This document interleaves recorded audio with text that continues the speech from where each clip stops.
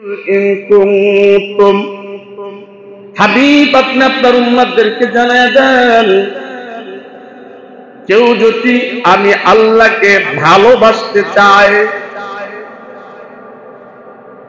আপনার উম্মতদের দ্বিতীয় করণীয় হয়েছে ওই উম্মতেরা যেন আপনার আনুগত্য করে। সুবহানাল্লাহ। এখানে ভালোবাসা আর আনুগত্য কিন্তু দুই জিনিস। আনুগত্য হলো অনুসরণ করা, রসুল যা করেছেন ওইগুলি করা, রসুল যা ছেড়ে দিতে বলেছেন সেগুলির থেকে পরিহার করা। আল্লাহ পাক কুরআনুল কারীম সূরা হাসরের 7 নম্বরে আয়াত আল্লাহ জানিয়ে দিয়েছে, মা আতাকুমুর রাসূলু ফাখুযুহু, আমার রাসূল যা তোমাদেরকে করতে আদেশ দিয়েছে সেগুলি করো, যার থেকে তোমাদের নিষেধ করেছে সেগুলি থেকে তোমরা বিরত থাকো। এবার আল্লাহ তাআলা বলতেছেন আপনার অনুকরণ করতে কে ঘোষণা দিয়েছেন? আল্লাহ। আল্লাহ বলতেছেন হাবিব আপনার অনুকরণ করলে কি হবে? আমি আল্লাহ ইউহিব্বুকুমুল্লাহ, আমি আল্লাহ তাকে ভালোবাসবো। সুবহানাল্লাহ। শুধু ভালোবাসি, ক্ষান্ত করব না। ওয়ায়াগফির লাকুম যুনুবাকুম আল্লাহু গফুরুর রহিম। আমি আল্লাহ তার জীবনের গুনাহ মাফ করে দিব। শুধু মাফ নয়, আমি আল্লাহ তার দিকে রহমতের নজর দিয়ে তাকায় থাকবো। সুবহানাল্লাহ। তাহলে রসুলকে ভালোবাসলে লাভ আছে কি নাই বলেন? কেমনে ভালোবাসবো? এবার আল্লাহ রসুল হাদিসের দ্বারা জানিয়ে দিয়েছেন, মান আহাব্বা সুন্নতি ফাকাদ আহাব্বানি ওয়া মান আহাব্বানি কানা মাই ফিল জান্নাহ। ভালোবাসতে হলে যে যাকে ভালোবাসে তার অনুসরণ তিনি করে। আল্লাহ রসুলকে ভালোবাসতে হলে আল্লাহ রসুলের অনুকরণ করা লাগবে। অনুকরণ কিভাবে করব? রসুলের সুন্নাতকে আঁকড়ে ধরতে হবে। বলুন সুবহানাল্লাহ। রসুলের কি ধরতে হবে? সুন্নাতকে আঁকড়ে ধরতে হবে। আমল রসুলের সুন্নাত অনুযায়ী করতে হবে। আর রসুলের সুন্নাত অনুযায়ী যদি উম্মত করে আমল, ওই উম্মত আর রসুল পাশাপাশি জান্নাতে থাকবে। সুবহানাল্লাহ। এই জন্য ভালোবাসার মাপকাঠি আছে।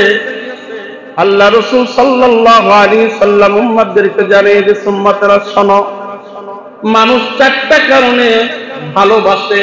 কয়টা কারণ বলছি? 4টা কারণ। 1 নম্বরে হলো জামাল, 2 নম্বরে হলো কামাল, 3 নম্বর হলো ইহসান, 4 নম্বর হইল করাবাত। সুবহানাল্লাহ। জামাল শব্দের অর্থ হচ্ছে সুন্দর, কামাল শব্দের অর্থ হচ্ছে পূর্ণতা। সুবহানাল্লাহ। কামাল শব্দের অর্থ পূর্ণতা, আর ইহসান শব্দের অর্থ হচ্ছে দয়াল, আর করাবাত শব্দের অর্থ হচ্ছে আত্মীয়তা বন্ধন করা। সুবহানাল্লাহ। আল্লাহ রাসূল সাল্লাল্লাহু আলাইহি সাল্লামের সৌন্দর্যের বর্ণনা আম্মা জান আয়েশা সিদ্দিকা রাদিয়াল্লাহু তাআলা আনহা দুনিয়ার মানুষকে জানিয়ে দিয়েছে, শোনো দুনিয়ার মানুষেরা, কিভাবে আমার নবীর সৌন্দর্য ছিল। আমি খেতা সেলাই করতেছিলাম সুই দিয়া, হঠাৎ করে আমার হাত থেকে সুইটা পড়ে গেল। আমি ওই সুইটার পিছনে তালাশ করলাম না, মনে মনে চিন্তা করলাম যে আল্লাহ রসুল ঘরে আসুক, আল্লাহ রসুলের রোশনির আলোর দ্বারা আমি সুই তালাশ করব। সুবহানাল্লাহ বলেন।